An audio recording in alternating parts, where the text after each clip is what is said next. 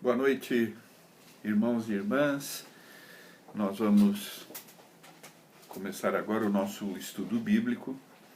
E como a gente fez na semana passada, nós vamos gravar em duas etapas. Então você vai ver lá no grupo de WhatsApp os dois links. Obviamente, você vai clicar primeiro no vídeo 1, a data de hoje, e depois o vídeo 2. A gente está fazendo assim porque quando eu gravo aqui de casa, isso facilita para colocar no YouTube. Então, como eu falei hoje durante o dia, nós vamos estudar um texto do Antigo Testamento que está no primeiro livro das Crônicas, Crônicas 29, de 10 a 21.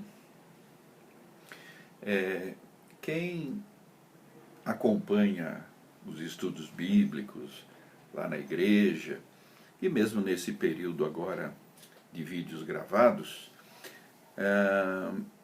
os estudos gravados, né? Sabem que eu gosto de, antes de entrar no conteúdo propriamente do texto, falar um pouco do livro, falar um pouco do contexto. Isso é importantíssimo. Isso pode mudar bastante a forma da gente ver um texto bíblico, não é? Saber alguma coisa do livro, do contexto, eventualmente do autor. No caso do livro, desses livros que a gente chama de crônicas, né? Primeiro e segunda crônicas, é importante fazer algumas observações. Eu já tenho dito várias vezes nos nossos estudos que a gente precisa tomar muito cuidado com a questão da colocação dos livros na Bíblia. Isso porque pode parecer para a gente que os livros, do jeito que eles estão colocados, isso representa uma sequência daquilo que esses livros trazem, não é? Uma sequência histórica, por exemplo. E aí é que a gente precisa tomar cuidado, porque os livros não foram colocados, pelo menos todos, não foram colocados no Antigo Testamento e nem no Novo Testamento, na ordem cronológica dos acontecimentos e mesmo na ordem em que esses textos foram escritos. Isso é importante, especialmente em relação ao livro das Crônicas, porque nós temos primeiro e segundo Samuel, depois primeiro e segunda Reis, e depois primeiro e segunda Crônicas. Nós temos que separar primeiro e segunda Samuel e primeiro e segunda Reis. Esses 4 livros estão numa sequência histórica.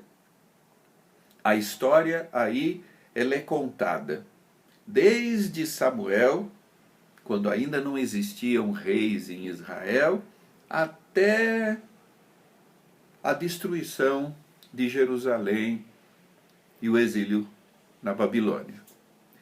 Quando a gente passa para a primeira e segunda Crônicas, que alguém poderia pensar que a gente teria aí uma sequência da história, não. A gente tem a repetição da história. Começa com uma genealogia lá desde o início, e aí ele já entra praticamente no tempo da monarquia. E ele vai falar novamente de Saul, principalmente de Davi, de Salomão e dos outros reis de Israel e de Judá. E alguém pode pensar, mas por que repetir? Não é bem que foi repetido. A questão é que esse bloco que a gente chama de primeira e segunda Crônicas foi escrito muito tempo depois de 1 e 2 Samuel, 1 e 2 Reis.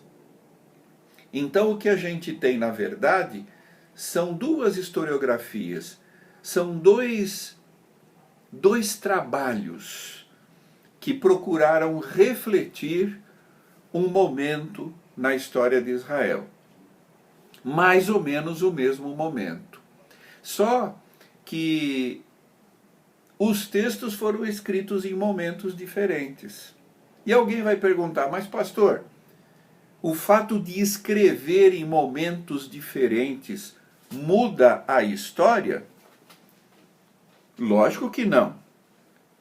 Os fatos, aquilo que aconteceu, por exemplo, com Davi, com Salomão, foi uma coisa só. A questão é que, dependendo do momento em que se escreve, a pessoa vai se preocupar com detalhes diferentes, com ênfases diferentes. Então, é uma riqueza para nós o fato da gente ter um mesmo período analisado, contado, narrado em momentos diferentes.